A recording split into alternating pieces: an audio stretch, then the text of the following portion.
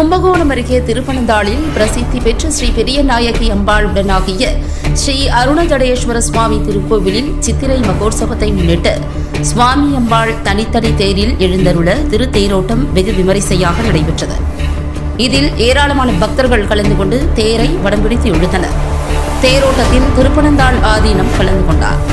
கும்பகோணம் அருகே திருவிடைமருதூர் தாலுகா திருப்பனந்தாள் பெரியநாயகி உடனாகிய செஞ்சடையப்பர் திருக்கோவில் திரு கைலாய பரம்பரை தருமை ஆதீனத்திற்கு சொந்தமான 27 திருக்கோவில்களில் ஒன்றாகும்.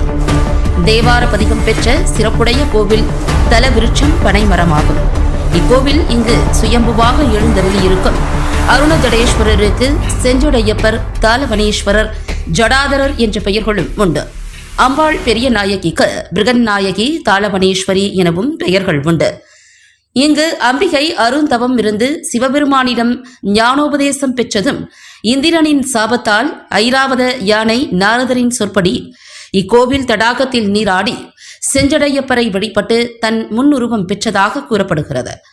அன்பிற்கும் உண்டோ அடைக்கும் தாழ் என்னும் குரலுக்கு ஏற்ப இக்கோவில் இறைவன் சுயம்பு மூர்த்தி தாடகையின் அன்பிற்கிணங்கி திருமுடியை சாய்த்து மலர் மாலையினை ஏற்றுக்கொண்டதும் குங்குலிய நாயனாரின் அன்பிற்கு இணங்கி தலை நிமிர்ந்தார் என்பதும் இதன் புராணம்.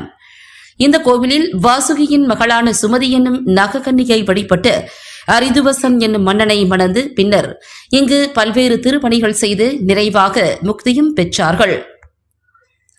இத்தகைய சிறப்பு வாய்ந்த ஸ்தலத்தில் ஆண்டுதோறும் சித்திரை மகோற்சவம் 11 நாட்கள் நடைபெறுவது வழக்கம்.